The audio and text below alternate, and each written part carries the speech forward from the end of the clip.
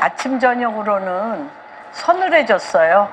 쌀쌀해서 어저께 가려는 마음은 없었는데 여기저기서 하도 전화가 와가지고 이제 가게 됐습니다. Let's go.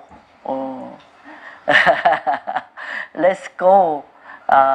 그 YM 마크조가 어디죠? 종합운동장을 빌렸어요. 그래서 3시부터 9시까지 하는데 한 6억 정도. 예. 근데 그 교회 분이 오셨어요.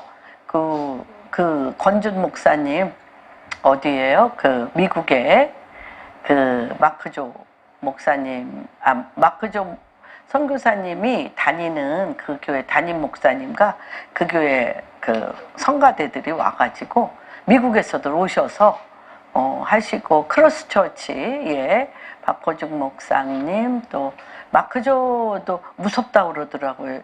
주님이 마음을 주셔서 이 렛츠고 젊은이들이여 일어나라 이러면서 이 마음을 주셔서 이건 하지만 자기가 이렇게 많이 왔어요. 한 5, 6천 명 온 것 같아요. 10,000명까지는 아니지만 많이 왔어요. 와서 젊은이들이 많이 왔어요. 젊은이들이 한 7, 80% 왔는데 김형민 목사님, 여자 그 목사님 너무 멋있어요. 너무 마음에 들었어요. 여자 목사인데 이야 너무 멋있어요. 그리고 또 뭐 남편 만난 것도 기이하더라고요. 이제 초등학교 때 성폭행을 당하셨대요. 그런데 그렇게 투들겨 팼대 목사님이, 그 선생님이.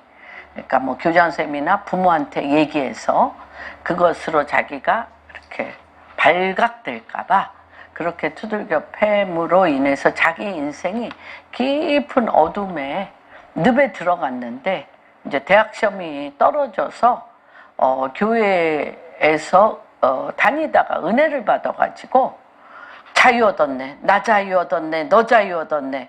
정말 그 모든 그 자기 인생의 어두운 늪에 들어간 흉악의 결박에서 주님께서 십자가에 못 박혀 죽으심으로 그 모든 못을 다 빼내셨는데도 불구하고 자기 자신이 이런저런 실패와 이런저런 어둠으로 이미 주님이 십자가의 못으로 자기 못을 다 뺐음에도 불구하고 자기가 또 못을 박았어.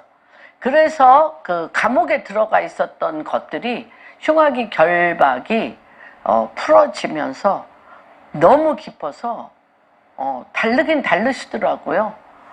대학교 1학년 때부터 북을 치고 전도를 하러 다녔대. 나 자유 얻었네, 너 자유 얻었네. 예수님이 십자가에서 우리의 모든 못을 빼셨습니다.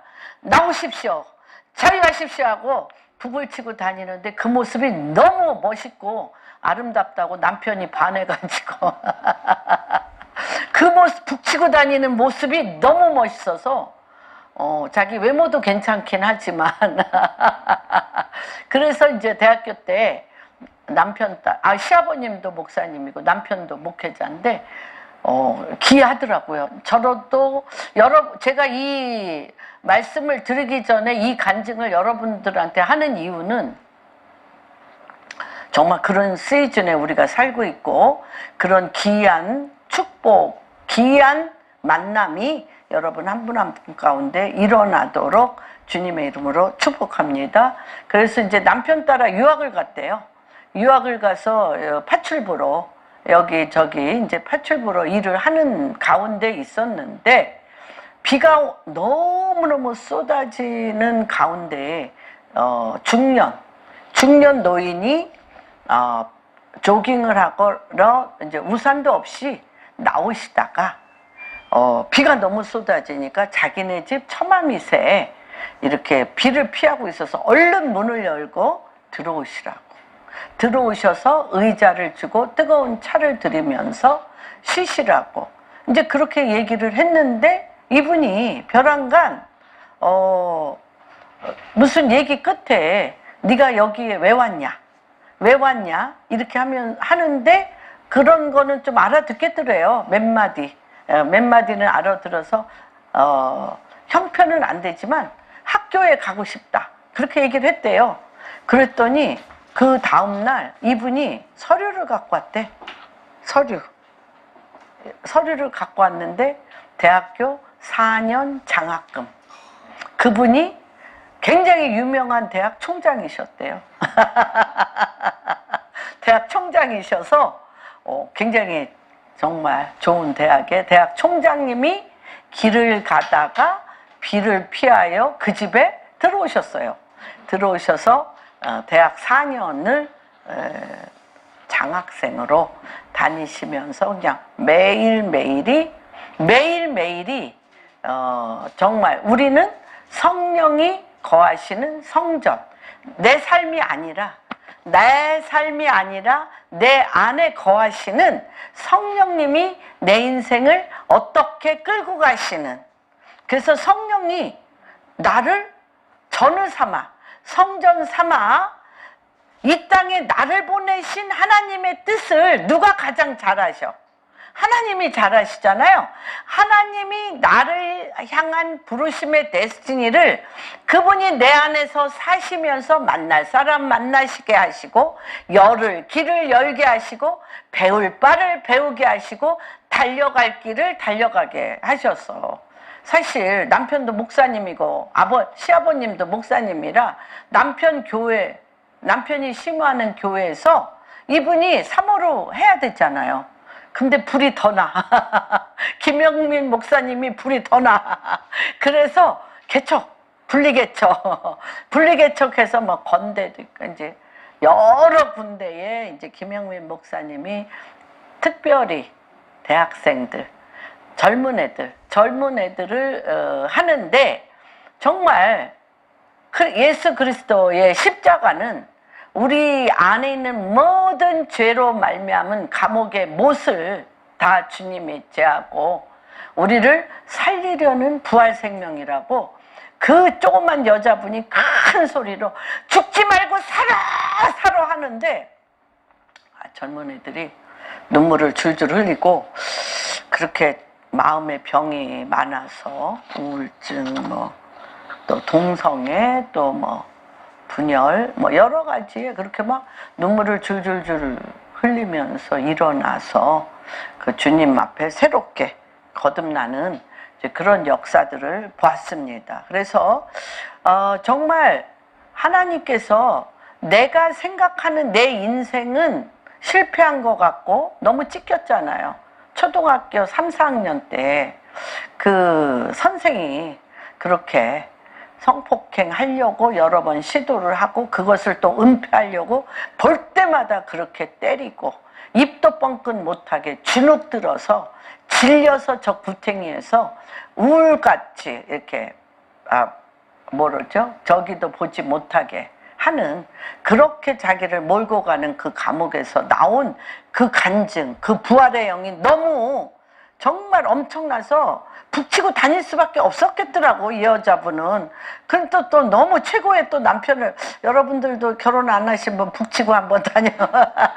최고의 남편을 또 만나는 하나님 정말 감사드립니다. 그래서 저는 오늘 은혜 받았어요. 그리고 추웠어요. 한 6시 좀 한 7시 정도에 왔는데, 6시 정도 되니까 그 종합운동장 그 넓은 풀밭에서 정말 걷기도 하고 뛰기도 하며 성령의 강력, 그런 집회가 없었잖아요. 그래서 후회했어요.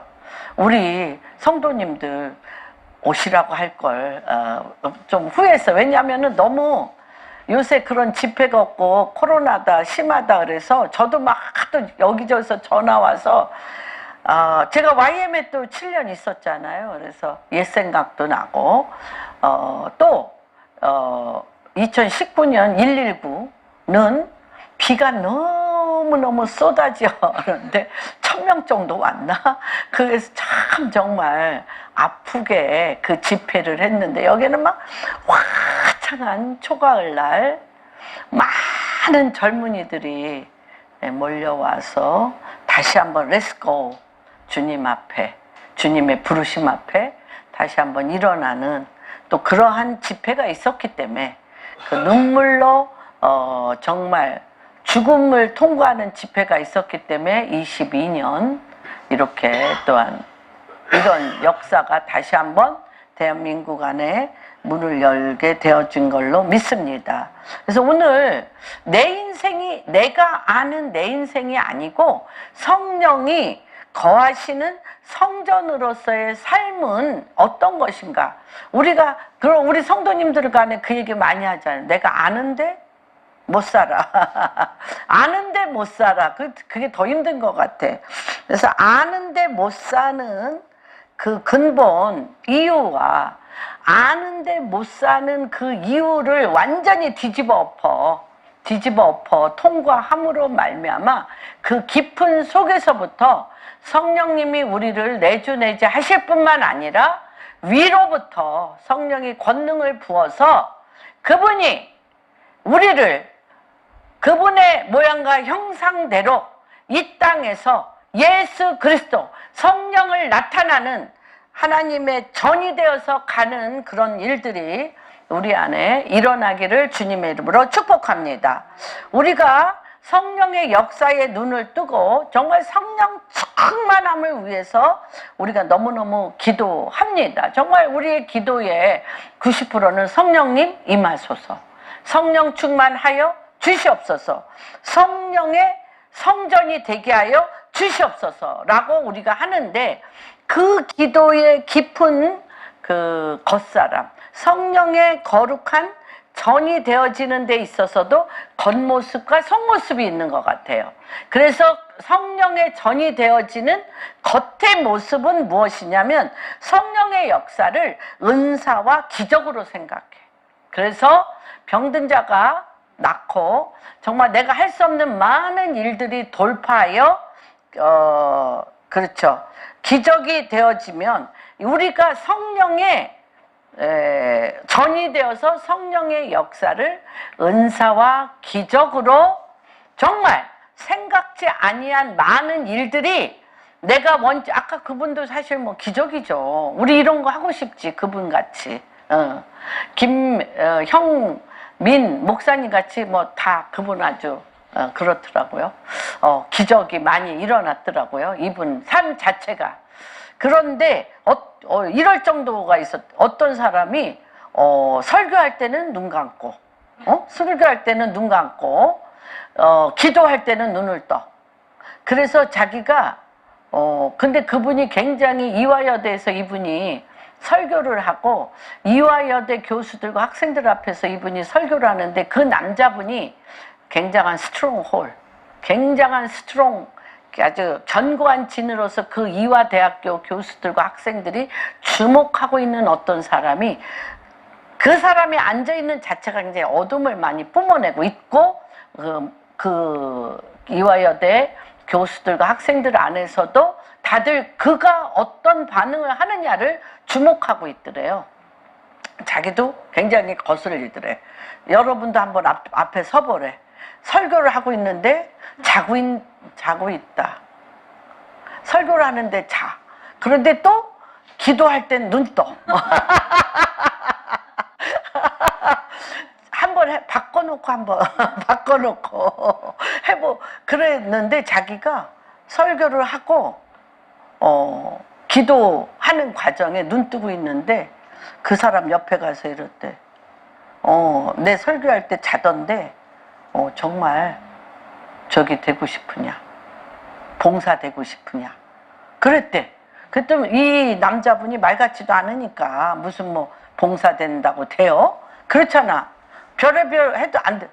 근데 나사렛 예수 그리스도의 이름으로 명하노니 설교를 듣기 싫어하는 너는 눈 감을 때마다 봉사가 될지어다. 봉사됐다는 거 아니야. 눈이 안 보였대요. 그러니까 이 사람이 남들 기도하는데 벌떡 일어나서 하나님은 살아계십니다. 하나님은 과연 살아계십니다. 내가 정말 이렇게 미친 듯이 믿는 사람들 속에서 정말 말씀도 믿어지지도 않고 거짓말 같아서 눈 감고 있었는데 말씀도 믿지 않는데 그렇게 눈이 감길지어다. 봉사가 될지어다 하고 하니까 이 사람 한마디에 봉사가 된 거 보니까 당신은 살아계십니다.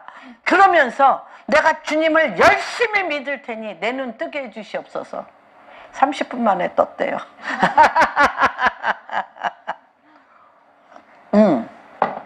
굉장히 성령의 역사가 이제 강력하게 일어나는 것들을 보게 됩니다. 그래서 우리가 오늘 주님께서는 성령의 전을 우리 가운데 우리에게 성령이 거하시는 성전이 되게 하는데 한번 본문을 읽어보고 우리가 한번 들어가 보겠습니다.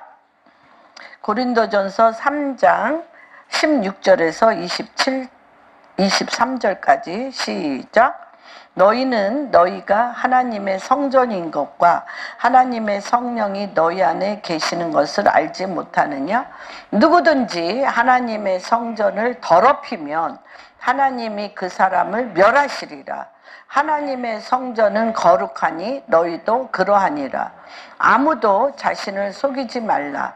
너희 중에 누구든지 이 세상에서 지혜 있는 줄로 생각하거든 그리하여야 지혜로운 자가 되리라. 이 세상 지혜는 하나님께 어리석은 것이니 기록된 바 하나님은 지혜 있는 자들로 하여금 자기 꾀에 빠지게 하였고 또 지혜 있는 자들의 생각을 헛것으로 하신다 하셨느니라. 그런즉 누구든지 사람을 자랑하지 말라. 만물이 다 너희 것임이라. 바울이나 아볼로나 게바나 생명이나 사망이나 지금 것이나 장래의 것이 다 너희의 것이요 너희는 그리스도의 것이요 그리스도는 하나님의 것이니라. 그렇죠. 제가 사실은 이 말씀을 준비하면서 계속 고린도전서를 묵상했습니다. 이 사도 바울이 굉장히 사실 지혜롭고 똑똑한 사람이고 사실 토라뿐만 아니라 구약 전체를 다 외울 뿐만 아니라 그 말씀이 정말 입만 열면 돌아다니는 걷는 토라와 같은 사람이 사도 바울이었고 가마리엘 문화의 최우수 학생이었습니다. 그런데 이분이 말에 있어서는 지지 않았을 것 같아요. 지식에 있어서는 지지 않았을 것 같아요. 그런데 이분이 2장에 뭐라고 얘기를 하냐면 2장 1절 한번 봅니다. 1절부터 5절 다시 한번 시작. 형제들아 내가 너희에게 나아가 하나님의 증거를 전할 때에 말과 지혜의 아름다운 것을 안 한다는 거예요. 정말 돌아다니는 토라와 같고 입만 열면 하나님의 말씀이 모든 삶 가운데 어떻게 적용되어지는 아는 이분이 하나님의 말씀을 증거할 때 말과 지혜로운 아름다운 것으로 사람들을 공감시키고 사람들을 감동시키려고 하지 않겠다는 거예요. 왜 그러냐? 이분이 로마에서 헬라 철학, 로마에서 이분이 증거할 때 밤이 맞도록 로마에 집을 얻어서 정말 너희들이 뭐라고 얘기하죠? 사도행전에 보면 너희들이 정말로 신들에 대해서 관심이 많구나. 생명에 대해서 관심이 많구나. 인생에 대해서 관심이 많구나. 하면서 하나님을 말과 지혜로운 아름다운 말로 하나님이 누구신가를 그토록 설명하려고 했어요. 그랬는데 한 명도 전도시키지 못했어요. 한 명도. 그래서 사도 바울이 알았어요. 하나님의 이 영에 속한 이 구원의 역사와 찌르는 검처럼 들어가 그 하나님의 말씀이 정말 찌르는 검이 돼서 영과 혼과 육과 관절과 골절을 찔러 쪼개서 그 영을 침투하는 것이 사람의 말과 아름다운 지혜가 아니라는 걸 알았어요. 그래서 2절에 보면 내가 너희 중에서 예수 그리스도와 그가 십자가에 못 박히신 것 외에는 아무것도 알지 아니하기로 작정했다는 거예요. 그래서 내가 예수 그리스도 그가 누구신가, 그리고 그가 왜 십자가에 못 박혀 죽으시고 마귀를 멸하시고 3일 만에 부활하셔서 너희 안에 들어가 성령의 전이 되게 했는. 그런데 이것이 누가 그때 임하지 않으면, 누가 임하지 않으면, 성령이 임하지 않으면 내 입의 말과 십자가의 능력과 그리스도의 보혈의 피와 말씀 그 자체이신 성령이 거기에 임재해야 그들의 영이 깨지고 그들 안에 말씀이 들어가기 때문에, 말이 아니라 성령이 과연 그곳에 임재했나 안 했나 때문에 3절에 보면 내가 너희 가운데 거할 때에 약하고 두려워하고 심히 떨었다는 거예요. 내가 내 안에서 성령의 역사가 없이 내가 그냥 말만 유창하게 배운 지식대로 이렇게 넘겨봐서 당신이나 나 사이에 지식의 교환 외에 성령의 강력한 역사가 일어나지 않으면 꽝이기 때문에 자기가 굉장히 약하고 두려워 심히 떨어뜨리는 거예요. 그러면서 내 말과 내 전도함이 설득력 있는 지혜 말로 하지 아니하고 다만 누가 나타나야 돼? 말씀 그 자체이신 성령의 나타나심과 능력으로 하여 너희 믿음이 사람의 지혜에 있지 아니하고 다만 하나님의 능력이 나타나는 거라는 것이죠. 그래서 이것이 과연 이것들에 대해서 이번 정말 어떻게 하면 여기 보면 7절에 보면 6절 7절에 보면 그러나 우리가 온전한 자들 중에 지혜를 말하노니 이는 이 세상의 지혜가 아니라는 거예요. 이 세상의 지혜가 아니야. 아까 여기도 나왔죠? 이 세상의 지혜가 아니야. 또 이 세상에 없어질 통치자들의 지혜가 아니야. 뭐 날고 길고 뭐 굉장히 똑똑하잖아요. 정치 아주 저기만 보면 다 정치잖아. 요새 TV만 보면 막 다 똑똑해. 근데 내가 하나 신기한 걸 발견했어요. 거기서 말하는 사람도 똑똑하지만 방에서 듣는 사람들도 다 똑똑한 것 같아. 그래서 막 이쪽에서 얘기하면 막 이쪽에서 틀렸다 맞았다 막 해가면서 막 서로 얼굴 다 페이스 투 페이스는 아닌데 막 맞았다 틀렸다 막 쌈박질 엄청 하더라고요. 그렇게 똑똑해. 그런데 하나님께서 뭐라고 얘기하냐면 오직 은밀한 가운데에 있는 하나님의 지혜를 말하는 것으로서 곧 감추어졌던 것인데 하나님이 우리 영광을 위해서 만세 전에 미리 정하신 것이라는 거예요. 만세 전에. 이게 어디에 나와요? 왜? 에베소서 1장에 하나님의 아들들이 만세 전에 하나님의 아들들이 감췄던 은밀한 지혜라고 얘기하잖아요. 감추었던. 그래서 뭐라 그래? 지혜와 계시의 영을 주시고 마음의 눈을 밝혀주셔야 돼. 영의 눈, 마음의 눈을 밝혀 하늘의 보좌 가운데 감추어졌던 게 우리 가운데 임하는 것. 그것이 바로 뭐예요? 성령이 너희에게 임하여 성령께서 우리의 전을 삼으신다는 것입니다. 그런데 이 감춰진 이 지혜는 8절에 보면 죽어야 돼. 죽어야지 나오는 거예요. 8절. 이 지혜는 이 시대의 통치자들이 한 사람도 알지 못하였어요.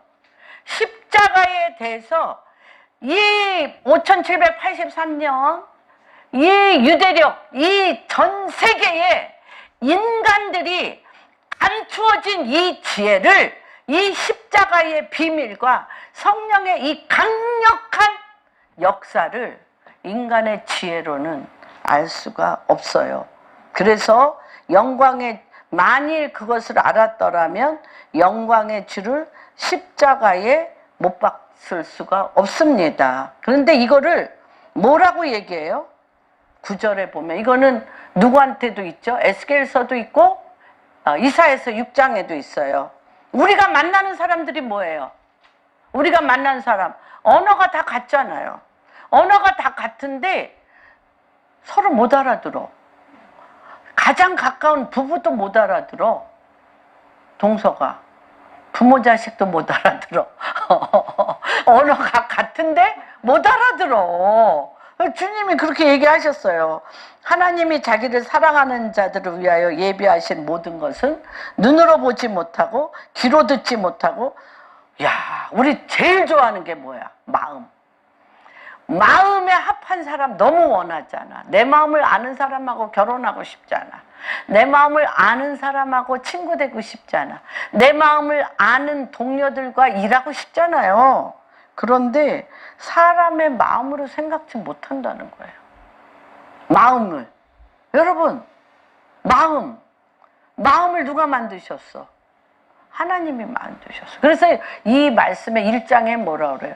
사람의 마음을 사람의 영으로 아는 것과 같이 하나님의 마음도 하나님의 영으로만 알 수 있다는 거예요. 그래서 하나님께서 오늘 우리가 왜 자꾸 내 마음의 소원, 내가 이 땅에 사는 동안 세상의 관원, 세상의 지혜로 내가 원하는 그런 욕망과 탐심과 마음의 소원을 기적과 은사로 돌파하고 싶은 기도들이 우리 안에 많이 있죠. 그렇기 때문에 변절이 많이 돼. 그렇게 되면 참 변절이 되고요. 이렇게 내 마음이 뭐하고 짝하였어요? 내 마음이 육신에 속한 거 아시죠? 마음이. 생각, 감정, 의지. 영에 속한 건 하나야. 양심. 생각, 감정, 의지는 육에 속했어요. 육에 속해서 내가 배운 거야. 마음이 육에 속했다는 거 알기가 쉽지 않죠. 그 안에 깊은 속에 양심. 양심은 영에 속한 것이지만 내 마음은 극히 육신적이다. 육신적이요. 그리고 내 마음은 극히 내 의지, 내 감정, 내 생각이 만들어졌어요. 자라면서 부모를 통하여 들은 말들, 인간관계를 통하여 만들어졌습니다. 그래서 성령께서 악한 영에 미혹받기가 그래서 쉬운 거예요. 사실은 우리 마음이, 왜 마음이 진리처럼 정한 마음이 있고 마음이 정말 우리가 마음을 그렇게 소중히 여기고, 우리 며느리 얘기를 또 해야 되네. 내가 원하는 건 아무것도 없어요. 그냥 마음으로 서로 사랑하는 거, 그거 하나 원하는데 오빠가 그걸 안 해주네요. 우리 며느리가 원하는 건 오직 남편하고 사랑하는 것 하나인데 그놈의 오빠가 그거를 안 해줘. 그런데 우리 마음이 뭐예요? 상한 갈대와 같고 바람에 나는 거야. 우리 마음이요.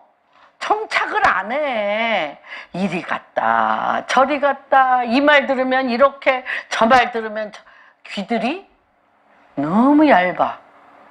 그런데 그 이 말 들으면 이게 옳은 것 같고 저 말 들으면 귀들 다 두꺼워요. 진리의 반석 위에 귀가 완전히 들어서서 내 마음은 요동치 않는 믿음의 마음을 갖고 있습니다라고 손 들어보세요. 바람이야, 바람. 그러니 그 마음을 무슨 수로 잡아? 잡히지도 않고 잡을 수도 없어. 본인 마음도 그래. 남의 마음, 남편 마음, 내 마음을 내가 못 잡아. 그리고 또 얘기해. 마음이 뭐와 같다 그랬어? 조석변. 조석변은 그래도 길게 가. 아침 저녁으로 변하는 건 그래도 길게 가. 그쵸? 마음이 조석변도 아니야. 막 무슨 말을 듣냐에 따라서 이렇게 요동을 하잖아요. 그래서 우리가 정말 성령의 역사를 내 마음의 소원을 이룬다든지, 또는 기적과 은사, 내 삶의 이런 문제들을 해결하는 데 포커스를 두는 성령의 역사의 파도를 탄다는 것은 정말 너무너무 시험에 들기 쉽고 정말 이단에 빠지기도 굉장히 쉽습니다. 그래서 성령의 역사는 아까 겉사람과 속사람에 대해서 말씀을 드렸죠.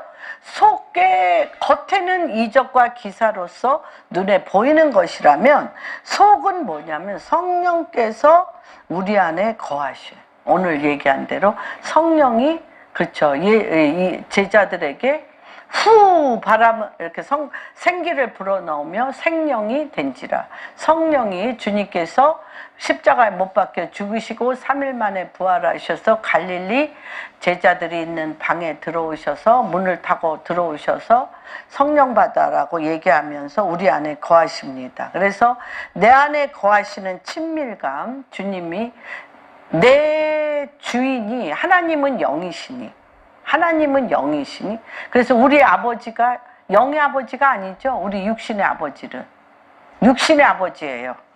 그들의 생각과 마음과 감정과 그들의 삶을 우리한테, 또한 그들의 씨드를 우리한테 정자와 난자를 통해서 우리를 낳지만은 영은 아니에요. 영은 아니에요. 그래서 우리의 영의 아버지는 누구? 하나님 아버지. 하나님 아버지가 우리의 영. 그래서 영으로 난 것은 영이요, 육으로 난 것은 육이니 성령으로 거듭났다는 것을 기이 여기지 말라.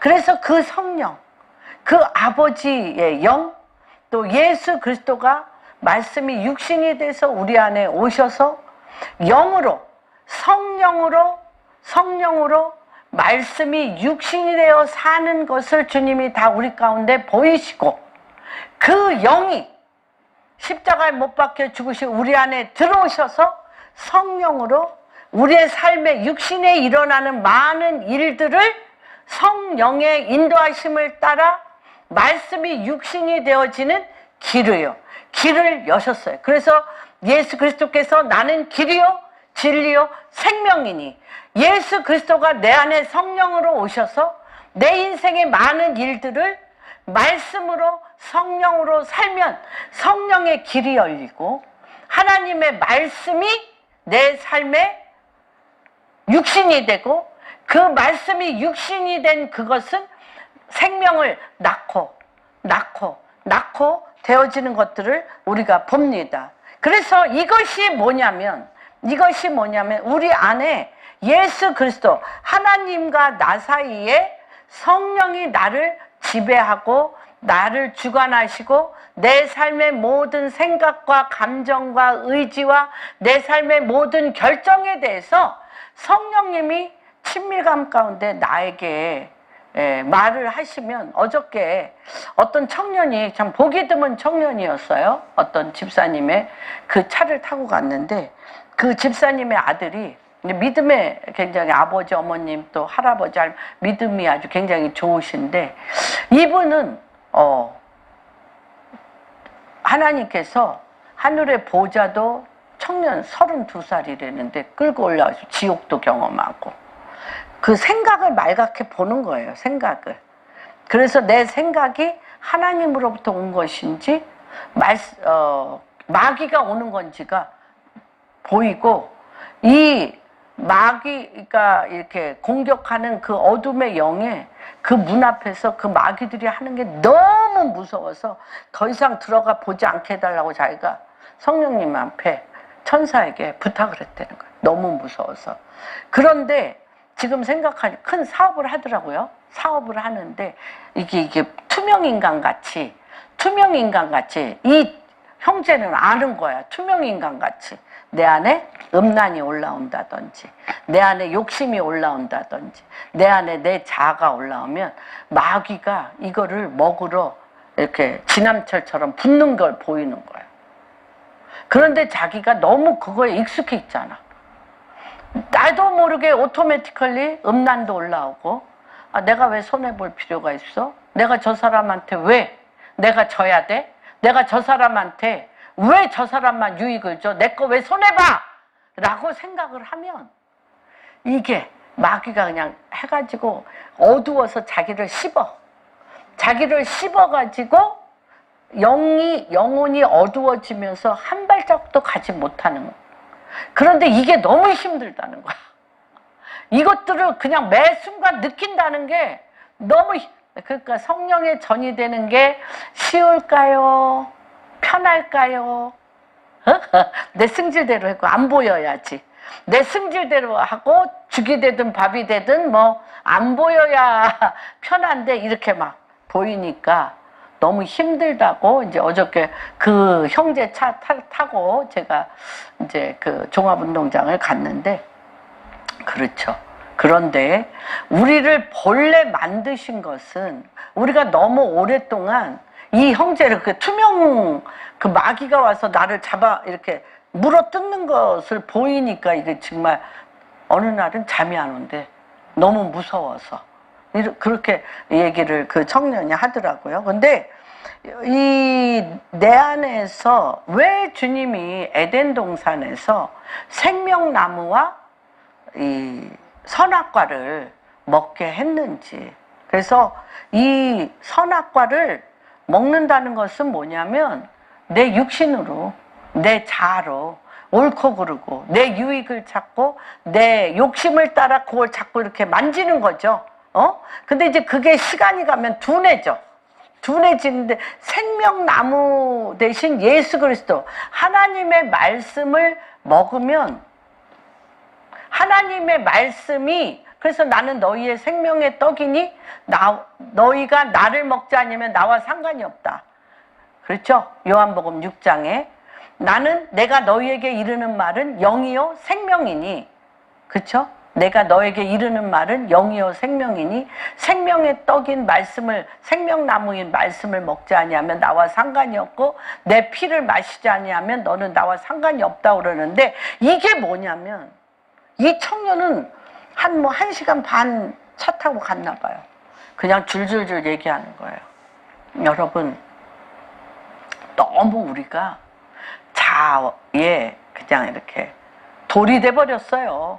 선악과를 먹는데 돌이 돼버려서 느끼질 못하는데 이 청년은 그냥 주님이 영안을 열어주신 거야. 영안을 열어주다 보니까 이 청년이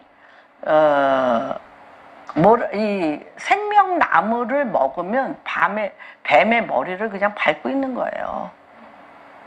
머리를 밟으려고 노력할 필요가 없어.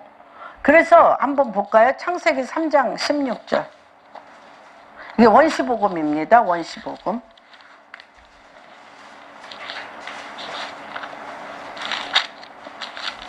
최초의 복음. 최초의 복음. 3장 16절 한번 읽어볼까요? 시작. 또 여자에게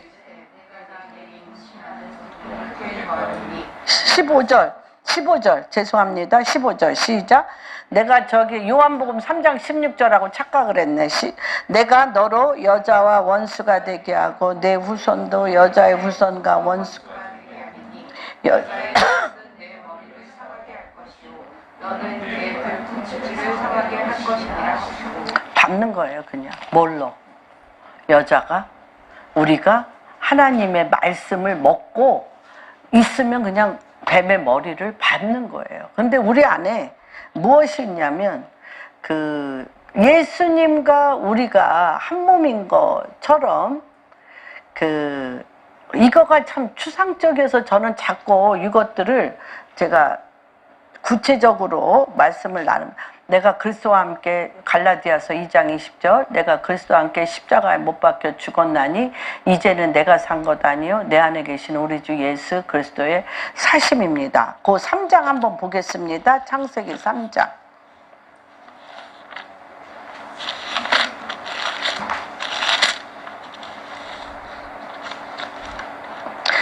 장에 뱀에게 물리지 않고 뱀의 유혹에 빠지지 않는 것이 거기에 써 있어요. 2장 16절서부터 25절까지 볼까요? 16절서부터 16절 같이 봅니다. 여호와 하나님이 그 사람에게 명하여 이르시되 동산 각종 나무 다 먹으라고 그랬어요? 안 먹으라고 그랬어요? 다 먹어야 돼.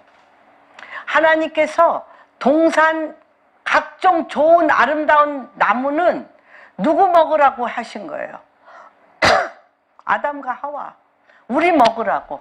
우리 각종 좋은 나무들 정말 제가 어저께도 무화과 이 열매가 너무 맛있어 보여서 무화과 열매도 지금 제가 사다 놨는데 각종 모든 나무 그 다 우리에게 생명을 주는 나무잖아요. 배, 사과, 대추 뭐 온갖 각종 나무는 다 너희가 마음대로 자유롭게 먹되 뭐 먹지 말라?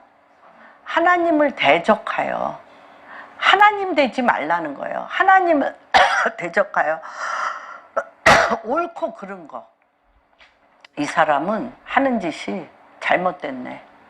저 사람은 속이 시커하네. 이런 거 하지 말라는 거예요.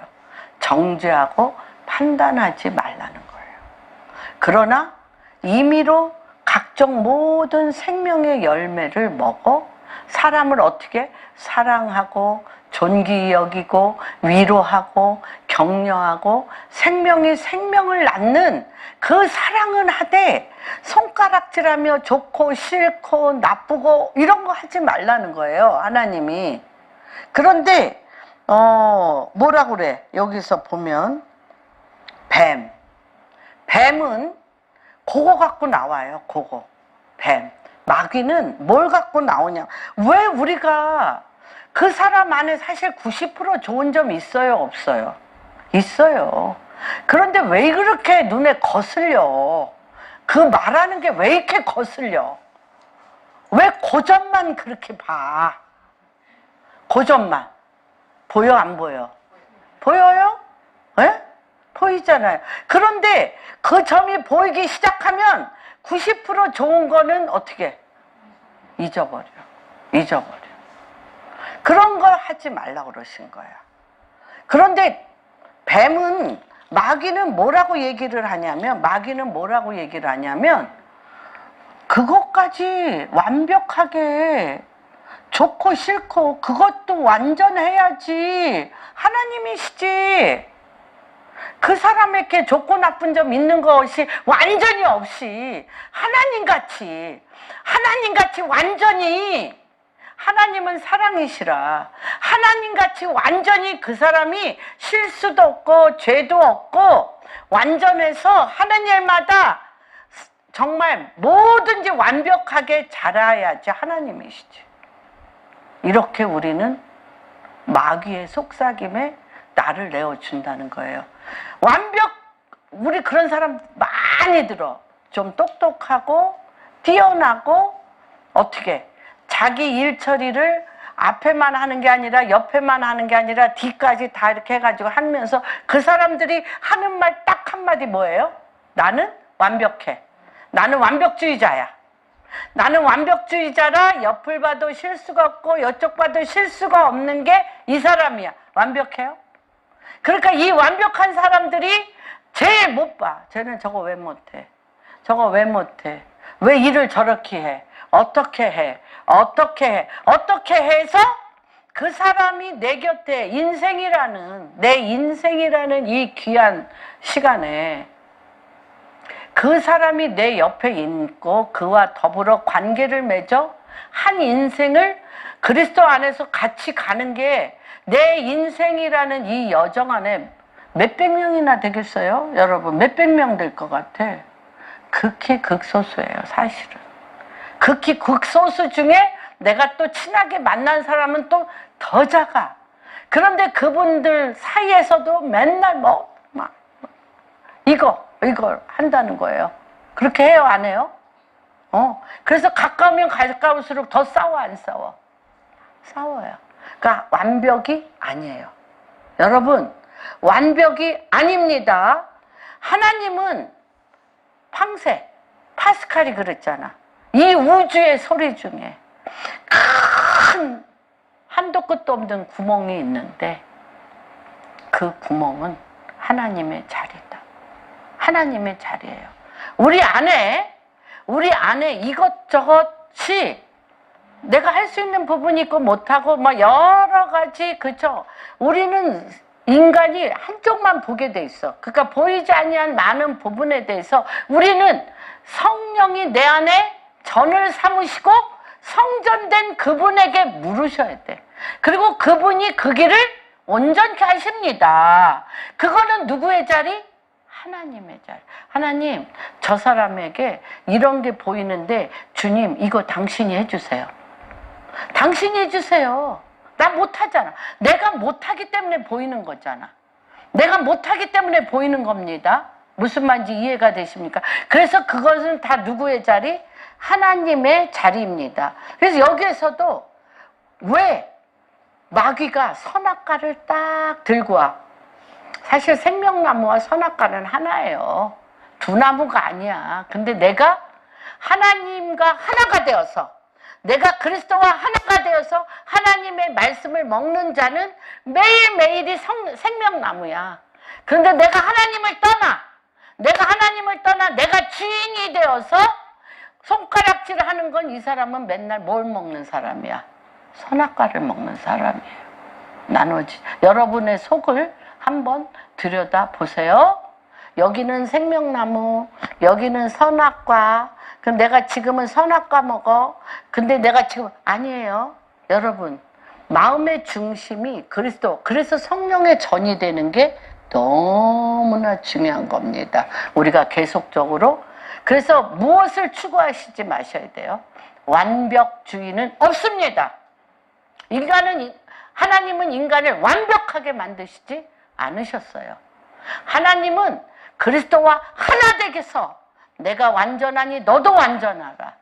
그리스도와 내가 하나가 되어서 예수 그리스도와 함께 십자가에 못 박혀 죽었나니 이제는 내가 산 것 아니요 내 안에 계신 예수 그리스도가 나와 함께 그리스도가 사는 것 자체가 완전하다는 거예요. 이해가 되십니까?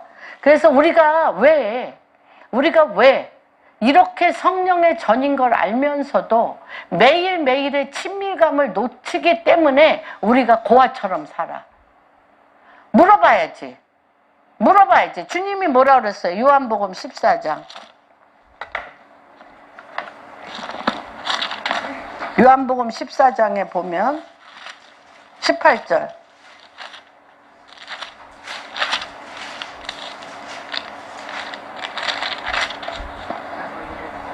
뭐 하신다고요? 17절부터 읽어봅니다. 그는 진리의 영이라 세상은 능히 그를 받지 못하나 이는 그를 보지도 못하고 알지도 못하나 그러나 너희는 그를 아나니 그는 너희와 함께 거하심이요 또 너희 속에 계시겠음이라. 내가 너희를 고아와 같이 버려두지 아니하고 너희에게로 오려. 고아가 아니라는 거예요. 성령이 우리 안에 계신 것을 순간마다 인정하셔야 돼요. 순간마다 인정하시고 내 안에 참자, 진정한 나. 우리를 누구의 모양과 형상을 따라 만드셨어? 하나님의 모양과 형상을 따라 만드셨기 때문에 그리스도가 참 우리 참 자아예요. 그래서 그분한테 물어봐요. 그는 진리의 영이라고 그랬잖아. 세상 관원의 지혜가 아니라고 그랬잖아. 세상 지혜가 아니라고 그랬잖아. 하나님 전에, 창세 전에 창조했던 하나님의 말씀의 비밀이잖아요. 내가 완전하니 너희도 완전하. 하나님의 그 비밀이 내 안에서 생명나무 되신 그분에게 일거수일투족 묻고, 주님 어떻게 할까요? 주님 이렇게 어떻게 할까요? 기도할 때마다 그분이 나타나셔서 내가 완전하니 너도 완전하다, 완전하게 하나님 말씀으로 그 일을 행하시는 것들을 보게 됩니다. 그래서 고아신앙은 뭐냐면 하나님이 아버지이신 것은 아는데 영적인 메마름 속에서 아버지와 같이 살지 않음으로 말미암아 가난하고 비참하고 고독하고 외로워요. 세상 모든 것이 하나님 아버지의 것인데도 불구하고 많은 그리스도인들이 영적 고아로 살면서 그 마음이 미움과 증오와 염려, 근심으로 가득 차 있어요. 그러니까 거기서 여러분들이 고아처럼 버려졌다라고 생각하는 청년들 일어나라 그러니까 70%가 일어나. 70%가. 너무 아팠어요. 그리고 자살을 생각하는 청년들이 너무 많아요. 예. 우리 안에 누가 계심에도 불구하고 하나님 아버지, 예수 그리스도, 성령님이 우리 안에 계심에도 불구하고 그렇습니다. 이 주님께서는 우리 안에 근데 이게 뭐냐면 믿음의 눈으로 봐야 돼. 근데 우리는 자꾸 어떤 체험, 어떤 눈에 보이는 것으로 확인을 하려고 그래. 눈에 보이는 걸로 확인을 하려고 그러기 때문에 내 안에 그분이 계시다는 걸 어떻게 해요? 믿지 않아. 믿지를 않고 고아처럼 나는 뭐 내가 기도했는데 내 안에 계신 주님 앞에 물어봤는데 해준 것도 없잖아. 해준 것도 없잖아. 나는 내 것을 내가 해야 돼. 내가 챙겨야 돼. 하면서 계속 분리하는 것들을 보게 됩니다. 그래서 우리가 하나님의 영이 성령이 내 안에 오셔서 나를 성령으로 성전이 되게 하시는 것은 뭐가 그렇게 성전이 되게 하시냐면 믿음. 그래서 의인은 뭐로 말미암아 살리라? 믿음으로 말미암아 살리라고 그랬어요. 그래서 하나님의 은혜가 임하시고 우리가 예수를 영접할 때 이미 우리 안에 성전이 되어졌다는 것을 사실은요, 매 순간순간마다 시인하고 믿는 작업을, 이게 사실 쉬운 일이 아닌 거예요. 나도 모르게 내 승질대로, 내 생각대로 내가 지금까지 내 자아가 했던 대로 나도 모르게 하고 이 일만 이적과 기사로서 잘되게 해달라고 기도하는 거지, 내 안에 계신 하나님과의 친밀감이 우리 안에 없는 것들을 보게 됩니다. 그래서 듣기는 하는데 믿지 않고 내 자아로 사는 것이 너무 많습니다. 그리고 내가 기대한 것 같은 체험이 안 된다고 생각하고 성령님께서 내가 원하는 것을 반응 안 해주시고 또 내가 원하는 체험을 안 한다고 하시는데, 이게 가장 마귀가 좋아하는 거예요. 그렇잖아요. 저기 누구한테 그랬어요? 하와한테 얘기했잖아요. 너의 하나님이 왜 각종 모든, 왜 선악과를 따먹지 말라 하냐? 각종 모든 과실에 대해서는 언급 안 해요?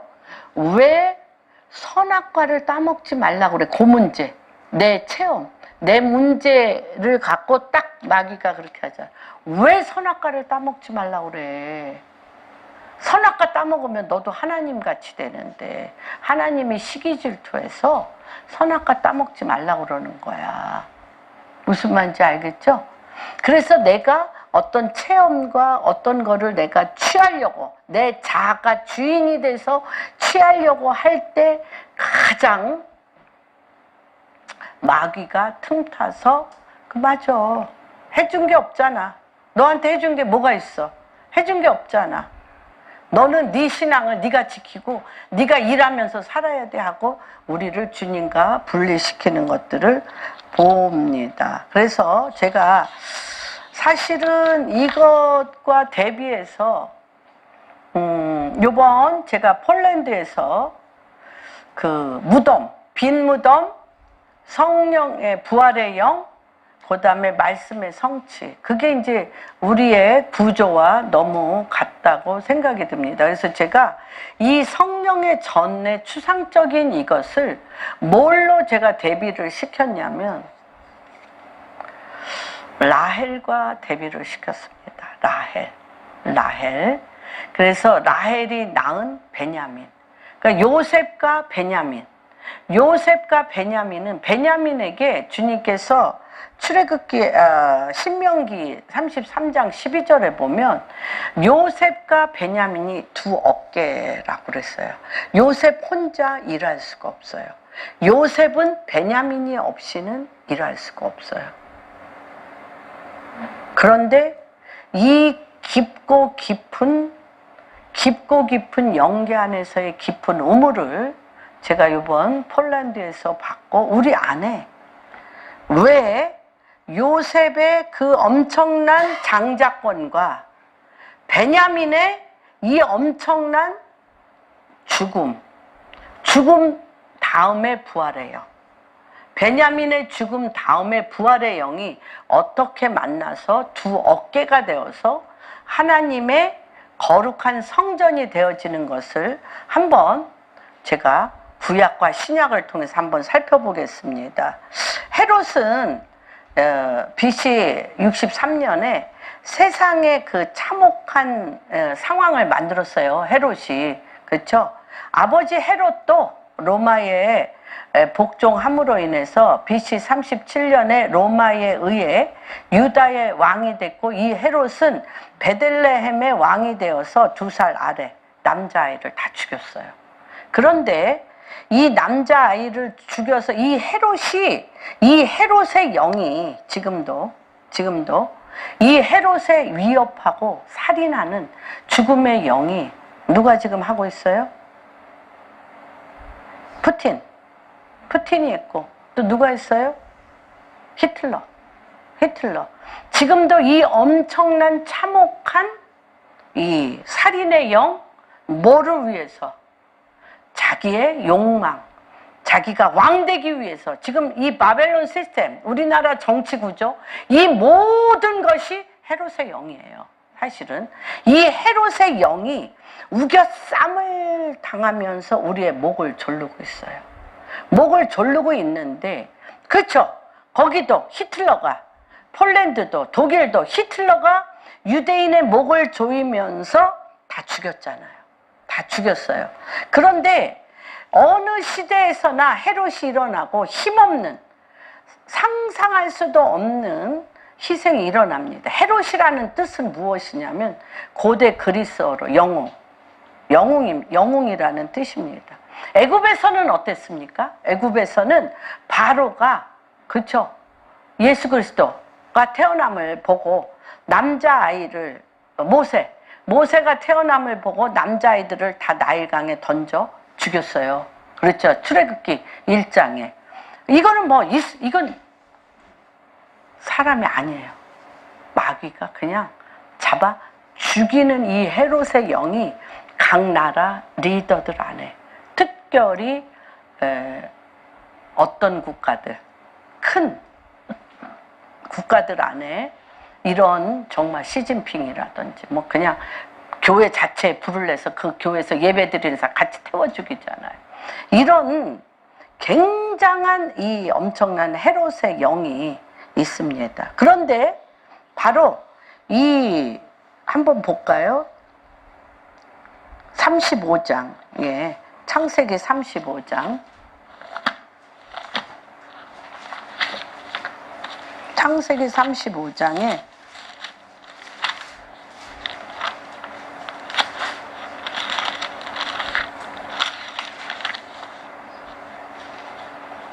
(35장) 16절 보면, 그들이 베델에서 길을 떠나 에브랏에 이르기까지 얼마간 거리를 둔 곳에서 라헬이 해산하게 되어 심히 고생하여 그가 단산할 즈음에 산파가 그에게 이르되 두려워하지 말라, 지금 내가 등남하였느니라. 그가 죽게 되어 그의 혼이 떠나려 할 때 아들의 이름을 베논이라 불렀을 때 그의 아버지는 그를 베냐민이라. 라헬이 이때 40대 초반이에요. 40대 초반.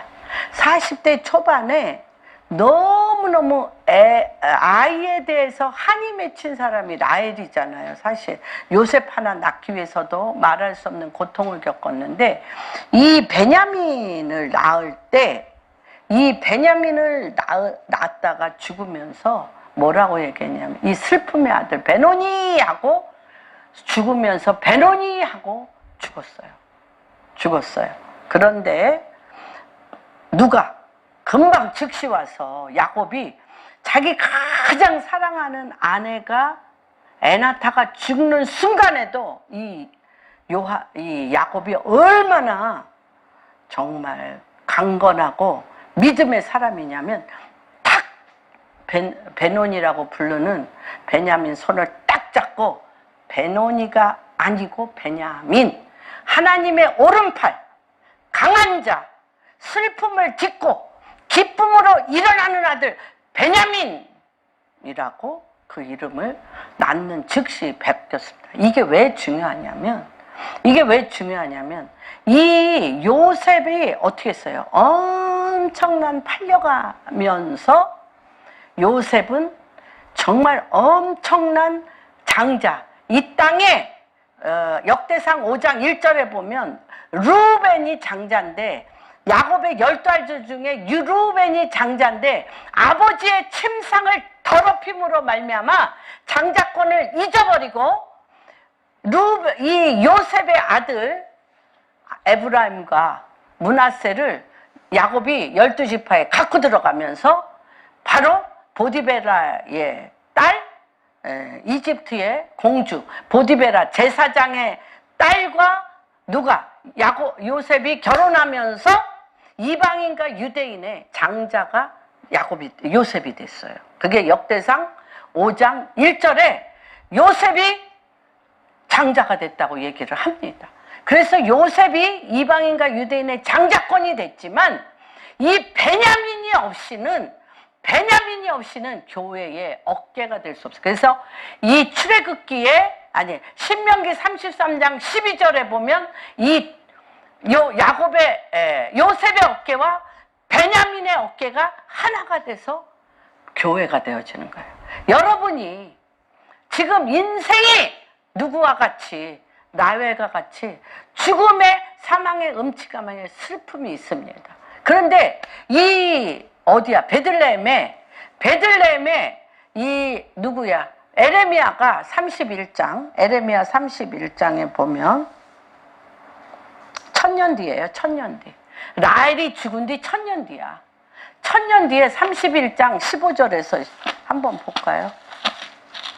제가 뮌헨 게더링에 갔을 때 이게 지금 하나님께서 저를 통해서 엄청난 지금 신비와 비밀을 계시를 풀어서 제가 이 성령의 전이 된 것과 이 라헬과 요셉과 베냐민에 대해서 지금 교회와 여러분의 삶에 하나님이 새로운 문을 여는 거에 대해서 제가 지금 말씀을 드립니다. 뮌헨 게더링에서 오스트리아에서 온 굉장한 선지자인 분이 벼랑한 저를 탁 머리에다 손을 얹고 너에게 베냐민의 5배의 축복이 너한테 임했다라고 저한테 그래서 저도 뭐 너무 많은 믿음의 사람들에게 기도를 받아봤지만 이 말이래?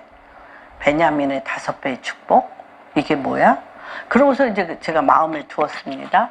그런데 제가 이번에 폴란드에서 그게 뭔지 지금 이 말씀을 통해서 이게 뭔지 어저께 저는 사실 고린도전서만 하려고 그랬는데 고린도전서 이 3장의 거룩한 성령의 전에 깊은 우물이 이 요셉과 베냐민과 관계 있다는 것을 알게 됐습니다. 그래서 여기서 31장에 보면 에레미야 조금 시간이 지나더라도 여러분들 안에 다 깊은 죽음의 우물이 있기 때문에 고아의 영이 떠나질 않는 거예요. 고아의 영이 떠나질 않아서 이 라헬이 그렇게 사랑하는 남편도 있고 자녀도 있는데 결국은 죽음 가운데 슬픔의 아들이라고 자기 인생을 슬픔의 아들이라고 베노니의 이름을 부르면서 이 깊은 속에 사망의 그 강물을 쳐내지 못했습니다. 에레미야 31장에 여러분 이 바벨론에 에레미야 25장에 보면 바벨론으로 포로로 쫓겨갑니다. 히드기야 왕 때문에 계속적으로 우상 숭배를 했어요. 히드기야 왕이. 그래서 그 예레미야 보면 히드기야 왕 뒤에 이렇게 벽이 있어. 벽이 있는데 히드기야가 나한테 예언을 하라고 그러니까 이 벽에 커튼 같은 걸 확 찢어. 이 속에 그 바벨론의 온갖 우상이 여기 다 있었어요. 그러니까 이미 너는 평생 바벨론의 우상들을 섬기고 있었으니까 당신이 네 백성을 살리고 싶으면 바벨론의 종으로 가서 70년 종노릇 해라. 그러면 죽질 않아. 근데 종노릇 하기는 싫어. 왕이었잖아요. 그래서 안 한다고 그러니까 네 누나를 다 빼버리고 그 사람 보는 앞에서 아내가 죽고 아들이 다 죽는 거를 히드기야 왕이 보게 됩니다. 그런데 이 에레미야가 바벨론의 포로로 이스라엘 백성이 가는 것을 보면서 뭐라고 얘기를 하냐면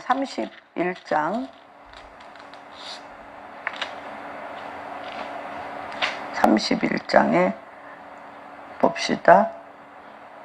15절에서 17절 같이 읽겠습니다. 시작. 여호와께서 이와 같이 말씀 슬퍼하며 통곡하는 1000년 후야. 이게 라마에서 라헬이 자기 아들, 자기가 죽었어요. 베노니하고 자기가 죽었어. 베노니가 죽은 게 아니에요. 베냐민이 죽은 게 아니고 라헬이 죽었어. 라헬이 죽었는데 라마에서 슬퍼하며 통곡하는 소리가 들리니 라헬이 그 자식 때문에 애곡하는 것이라.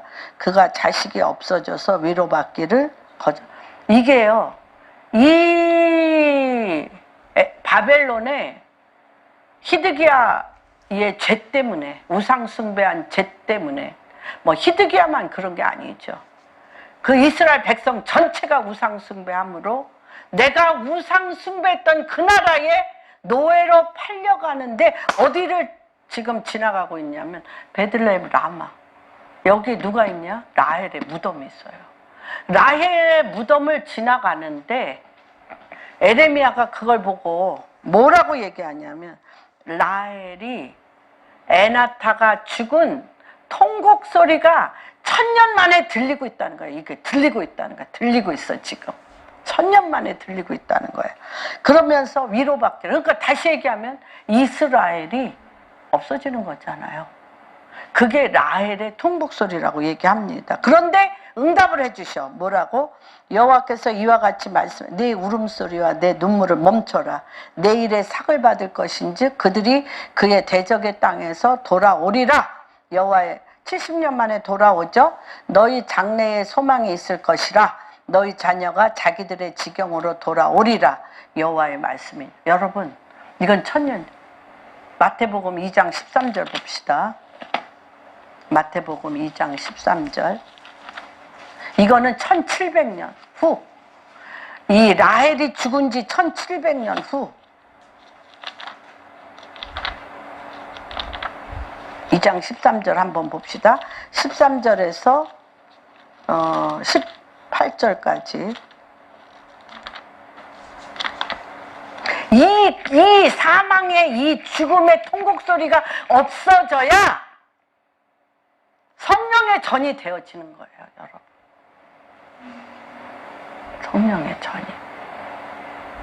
그래서 마태복음 2장 13절 봅시다. 시작. 그들이 떠난 후에 주의 사자가 요셉에게 현명하여 이르되 헤롯이 아가를 죽여 일어나 아이와 그 아내 애굽으로 피하여 내가 내게 이르기까지 거기 있으라 하시니 요셉이 일어나서 밤에 아기와 그 어머니를 데리고 애굽으로 떠나니 또 누가 나와? 헤롯이 죽기까지 거기에 있었으니 이는 주께서 선지자를 통하여 내 아들을 불렀다 함을 이루려 함이라. 이에 헤롯이 박사들에게 속은 줄 알고 심히 노하여 사람을 보내어 베들레헴과 그 모든 지경 안에 있는 사내 아이를 박사들에게 자세히 알아본 그때를 2살부터 17절에 또 뭐라 그래요? 지금 17절에 봅시다. 시작. 이에 선지자 에레미야를 통하여 말씀. 라마에서 슬퍼하며 크게 통곡하는 소리가 들리니 라헬이 그 자식을 위하여 애곡하는 것이라. 그가 자식이 없으므로 위로. 여러분, 이거는 라헬이 죽은 지 1700년 후에 헤롯으로 말미암아 똑같아요. 라마, 베들레헴 라마. 누구의 묘가 있는? 라헬의 묘가 있는. 여기에서 누가 아들을 낳았어요? 여기에서 누가? 마리아가. 베들레헴에서 누가? 마리아가 성령에 이끌려서 예수 그리스도를 낳으셨어요. 여러분, 제가 오늘 여러분에게 말씀드리고자, 우리 성도님들에게 말씀드리고자 하는 것은, 제가 얘기했죠. 왜 그렇게 제가 폴란드에서 펄펄 뛰고, 그렇죠? 빈 무덤에 라헬에 내 자녀가 여기서 다 죽네. 거기에 마리아가 성령으로 잉태하여 예수 그리스도를 낳았어요. 여러분 속에 지금, 여러분 속에 누가?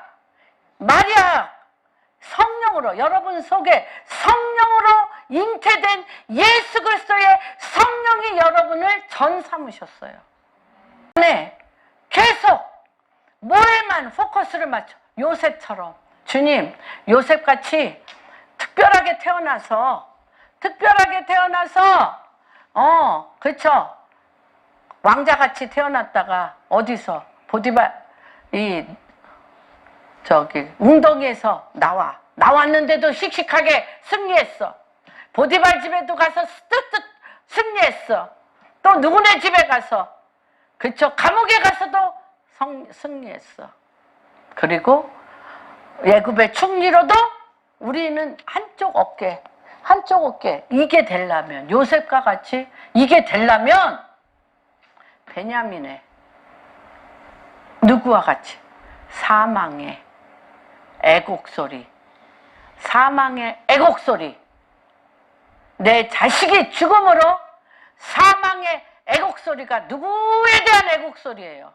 예수 그리스도가 십자가에 못 박힌, 에레미야에 갈 때 라헬의 무덤을 지났어요. 예수님이 태어나기 전에 또 어떻게 했어요? 베들레헴의 모든 남자아이를 다 죽었어요. 그 울음소리가 뭐예요? 그 울음소리가 우리 안에 그 울음소리가 바뀌어서 내 안에 성령으로 말미암은 그리스도가 여기서 나오셔야 돼. 그럴 때 우리 안에 이게 뭐가 없어? 고아처럼 끊임없이 우리를 끌고 가는 고아의 영의 사망의 음침함에 죽음의 영이 떠나야 돼요. 죽음의 영이. 그래서 봐도 베들레헴에서 누구의 무덤?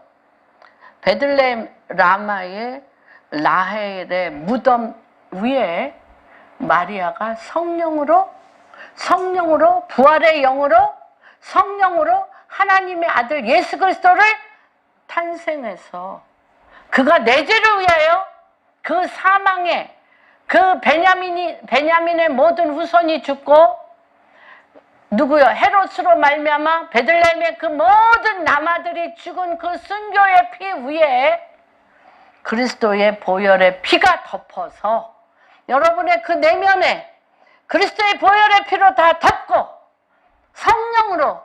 성령으로 우리 안에 그 부활의 그분이 태어나셔서 우리는 누구예요? 부활의 성령으로 태어난 부활 성령의 전입니다. 그래서 나는 그게 너무 엄청 빈무덤, 우리 겉사람은 빈무덤, 이 안에 이 모든 사망의 영의 라헬의 눈물이 그치고 마리아를 통한 성령으로 잉태한 그리스도가 내 안에 오시고 그 성령이 부활체로 우리 안에 오셔서 성령의 전을 삼으셔서 그렇죠. 우리를 통하여 그분이 지금 매 순간순간 어떻게 하고 계십니까? 살고 계십니다. 여러분, 아까 베노니라고 얘기했던 것처럼 베노니는 변하여 베냐민으로 되어짐으로 인해서 우리가 이후로 어떤 이 요셉의 하는 일마다 하나님의 나라, 하나님의 성령의 생명의 열매를 맺려면 이거 베냐민의